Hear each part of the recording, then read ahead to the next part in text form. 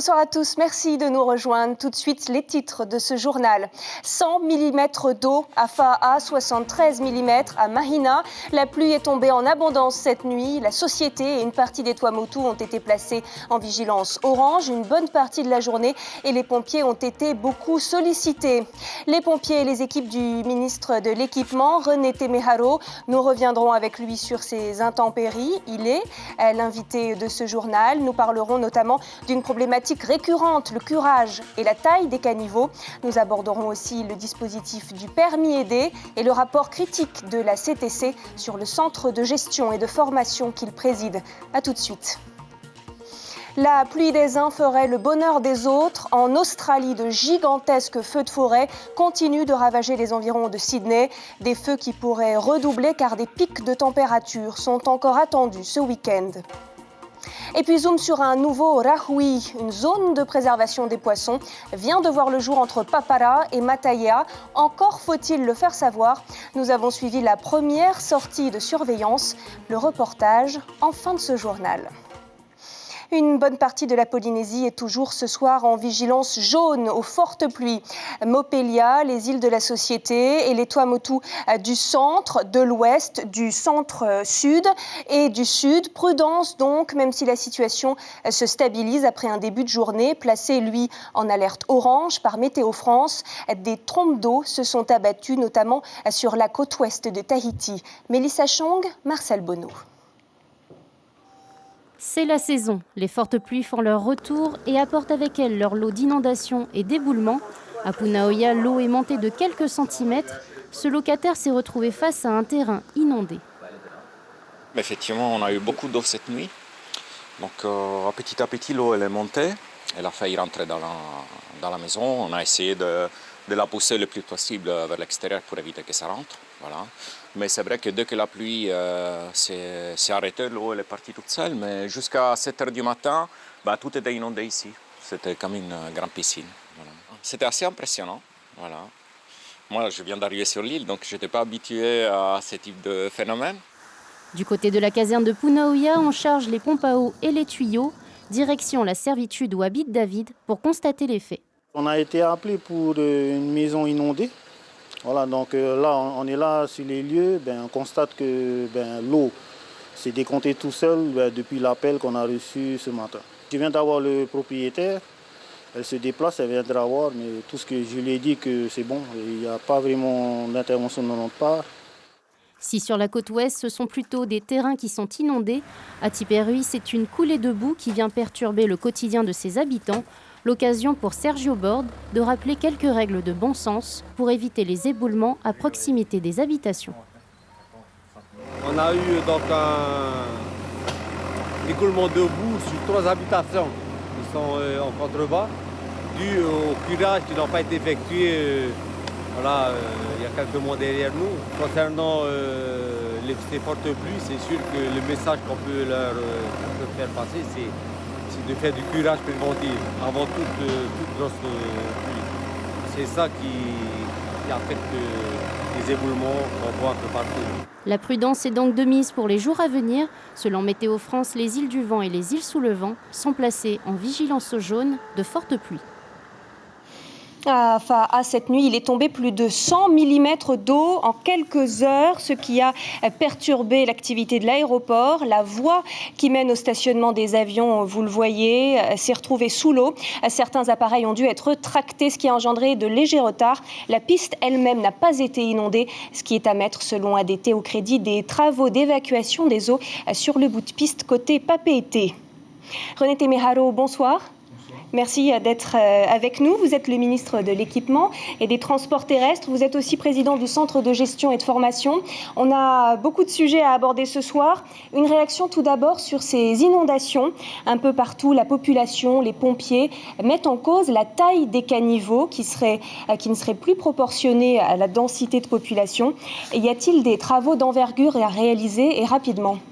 Oui, il y a des études qui sont en cours pour pouvoir élaborer mise en place d'un système d'assainissement pour ce qui concerne par exemple autour de l'aéroport de Tahiti Fa'a Et nous avons aussi la préoccupation dans le privé. Effectivement, il y a des petits cours d'eau qui traversent aussi des propriétés privées, auxquelles il faudra trouver des solutions en toute intelligence, et notamment en travaillant avec les communes. Alors le curage aussi des rivières, c'est très important. Oui, les déchets nombreux qui se retrouvent dans ces rivières créent des inondations récurrentes. Est-ce qu'il ne faut pas agir, mettre enfin en place par exemple une police verte qui verbaliserait ? Oui, on peut tout imaginer, mais je pense que chacun doit s'y mettre absolument, faire en sorte d'éviter ce genre de situation. Et tous les ans, c'est récurrent malheureusement. Malgré toute la prévention qui est mise à disposition tous les jours, qu'on voit à la télé, comme Polynésie Première l'a fait rappeler tantôt, je pense que voilà, s'il faut agir, chacun doit agir à sa propre initiative dans un premier temps. Nous, l'équipement, nous mettons en place des moyens pour entreprendre donc ce curage. Et d'autre part, je remercie les communes aussi. On a pu observer aussi qu'ils sont là aussi bien présents. Et je peux vous dire que depuis minuit hier soir, nos équipes étaient sur le terrain, malheureusement, jusqu'à la fin de matinée. Et j'espère qu'on se croise les doigts pour que les prochains jours, ça n'empire pas. Un mot à présent d'un rapport de la Chambre territoriale des comptes qui vous concerne directement sur le centre de gestion et de formation. Vous en êtes le président. Ces conclusions ont été révélées aujourd'hui par nos collègues de Tahiti Info. Alors, la mission de ce CGF, c'est de former le personnel communal. C'est aussi depuis 2014 donc que vous le présidez. Ces moyens devraient être mutualisés avec ceux du SPC, le syndicat pour la promotion des communes, ce qui permettrait de réaliser des économies substantielles. Ça n'a pas été fait. Voilà ce que dit la CTC. Je cite: le fait que ce projet n'ait pas progressé résulte d'un manque de volonté politique, du manque de compétences en management de projets immobiliers et d'une absence totale de gouvernance commune. C'est un peu dur. René Temeharo, 5 ans pour mettre en place cette mutualisation, c'est beaucoup. Pourquoi ça n'a pas été fait ? Non, en fait, je crois que, vous savez, on a tous accompagné l'étoile de David, mais nous n'avons pas la même description de l'étoile proprement dit. Donc, nous n'avons pas la même approche parce que, vous savez, que la CTC, évidemment, ce que vous voyez là, j'ai dû apporter une réponse qui n'est pas non plus affichée, mais ça fait rien. Mais je peux vous dire que c'est un jeune établissement public à caractère administratif qui est régi donc d'une ordonnance depuis 2005. On ne peut pas sortir de ce cadre. C'est pour ça que je ne peux pas être au-dessus des législateurs, voyez-vous. Donc, dans l'application, effectivement, nous devons, nous, pour ce qui nous concerne, entreprendre donc la formation des agents, la préparation donc au concours, la mise en place donc de suivi de carrière, etc. Mais c'est pas la mission du SPC. La mission du SPC, c'est d'entreprendre donc la formation des élus. Le CGF, ce sont les agents municipaux, voyez-vous.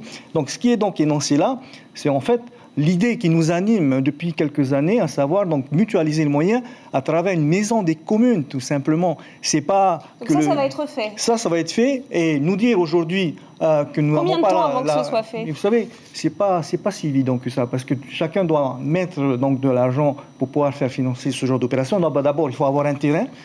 Et pour pouvoir financer, il faut se mettre d'accord sur le projet et qui fait quoi à l'intérieur. C'est toute la difficulté que nous avons, mais dire qu'on n'a pas la volonté, c'est se voiler la face, car nous avons la volonté. Mais malheureusement, je pourrais vous dire que pour pouvoir réaliser, il faudrait avoir un terrain avant tout pour pouvoir mutualiser tous ces moyens. Merci pour cette réponse, René Temeharo. On en vient maintenant rapidement à l'actualité de votre ministère.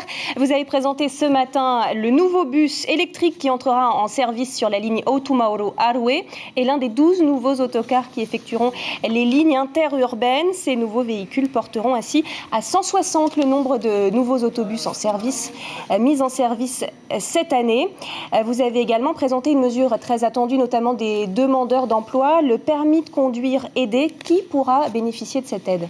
Ce sont nos jeunes demandeurs d'emploi, nos étudiants entre 18 et 30 ans, qui pourront, dès le 30 décembre de cette année, aller donc, au niveau du service donc, des transports terrestres, récupérer donc, un formulaire qu'elles donc, devront remplir. Et les 526 premiers qui déposeront donc leur dossier seront pris en compte dans un premier temps. 526 seulement, il faudra donc aller vite au début. René Temeharo, merci beaucoup. Merci, malheureusement, nous n'avons plus beaucoup de temps. Merci beaucoup d'avoir répondu à nos questions. Je vous en prie. On prend le large à présent en ouvrant notre nouveau rendez-vous. Un clin d'œil à nos voisins de la région, c'est notre fenêtre sur le Pacifique. Et on commence avec ces images du cyclone Saray qui a touché les îles Fidji sans faire trop de dégâts. Saray était classé en catégorie 2 avec des vents avoisinant les 110 km/h. L'œil du cyclone est passé à environ 200 km de Suva. Une alerte reste active dans certaines zones pour fortes pluies et inondations.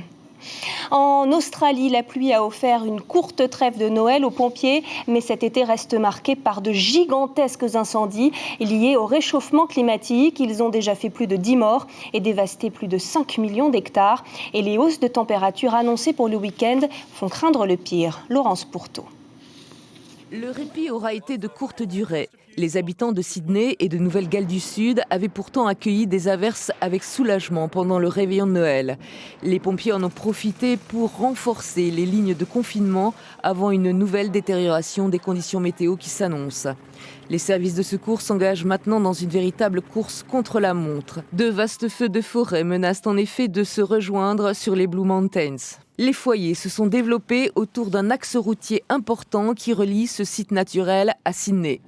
Celui du Nord, surnommé Mégafeu, a déjà détruit 1 demi-million d'hectares de forêt. Plusieurs habitations sont parties en fumée. Les flammes s'étendaient sur les falaises de 200 mètres de haut. Au sud, un autre incendie gigantesque se dirige vers cette zone. 10 personnes sont mortes dans cette catastrophe depuis septembre. Et selon les experts météo, des températures allant jusqu'à 45 degrés pourraient frapper l'ouest de Sydney dimanche et lundi.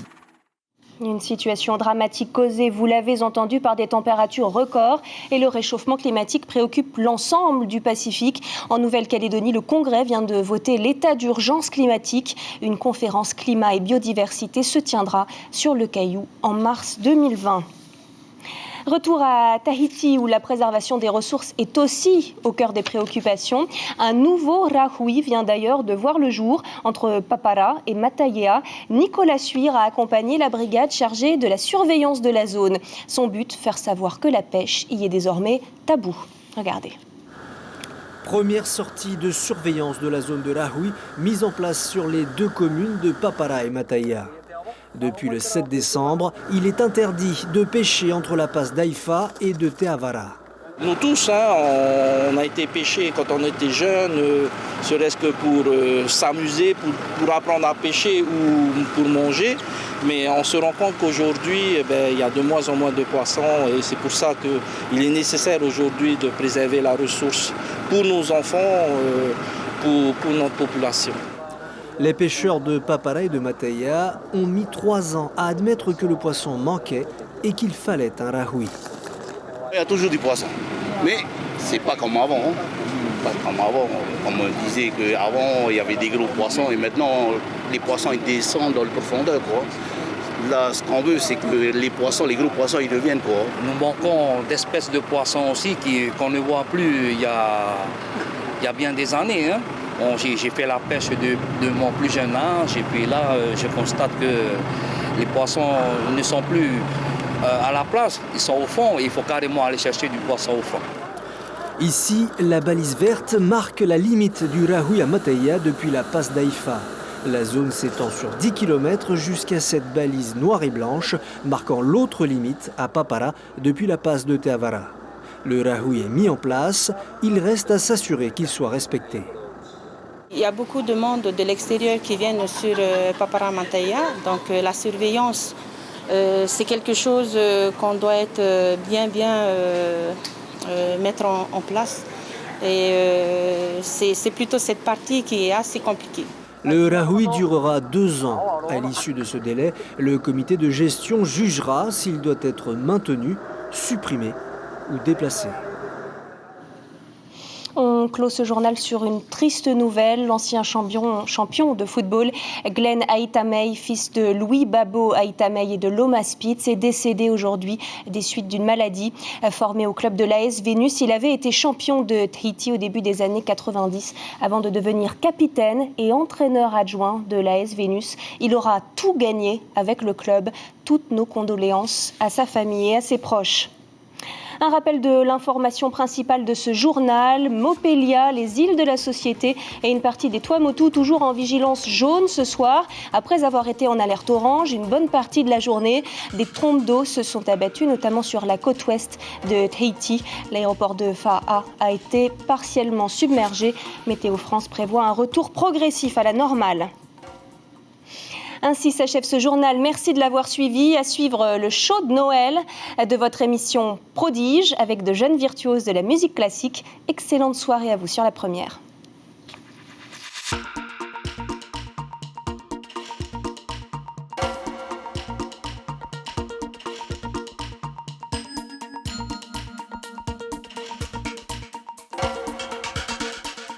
Retrouvez notre journal en replay sur notre site internet.